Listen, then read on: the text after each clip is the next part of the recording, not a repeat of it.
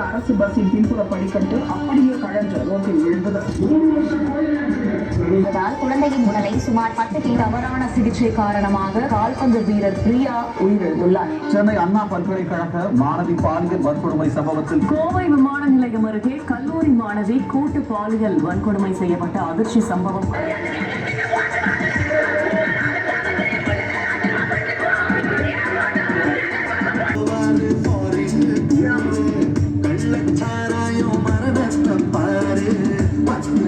கொடுத்து மறைச்சாரு சாரு முதல்ல பேசுவாங்க பைசாவை பாக்கெட் பண்ணி கொண்டாரு இங்க வந்தாரு நீச்சல் அடிக்க தானே விட்டாரு சொத்து இந்த திமுகவின் ஆட்சிதான் முழுக்குமே போன்ற கலவரம் மேல ஏறி போச்சு சொத்து வரி உயர்த்தி போச்சு விட்டா கூடி போச்சு தமிழ்நாட்டுல இது சொல்லாட்சிய செயலாட்சிய 4 வருஷம் இந்த திமுகவின் ஆட்சிதான் நாட்டு முழுதுமே ரவுடி செலவரம்.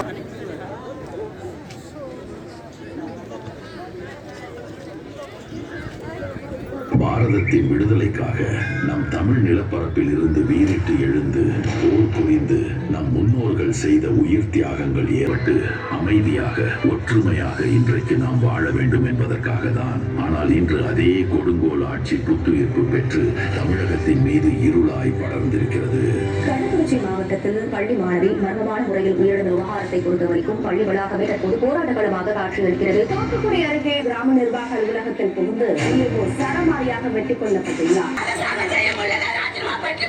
போலீஸ் விசாரணைக்கு அழைத்து செல்லப்பட்ட இளைஞர் அஜித்குமார் உயிரிழந்த சம்பவத்தில் தமிழகத்தில் பெண்களுக்கு எதிரான பாலியல் குற்றங்கள் அதிகரிக்கப்பட்டிருக்கிறதாக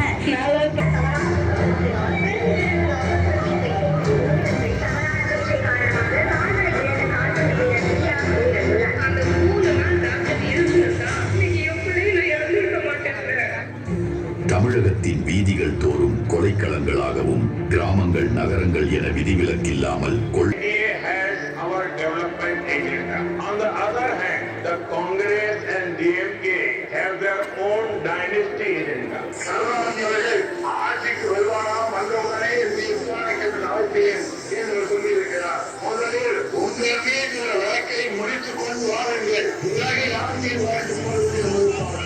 தமிழ்நாடே தங்களின் குடும்ப சொத்துதான் என்ற மமதையில் கண்மூடித்தனமாக கொள்ளையடித்தது மட்டுமில்லாமல் காணும் இடமெல்லாம் தன் தந்தையால் இந்த சமூகமே சீரழிந்து சின்னாபின்னமாகி இருக்கிறது. தமிழகத்தில் உள்ள குடும்ப கட்டமைப்புகள் சீர்குலைய 99% காரணம் இந்த டாஸ்மாக் சாராய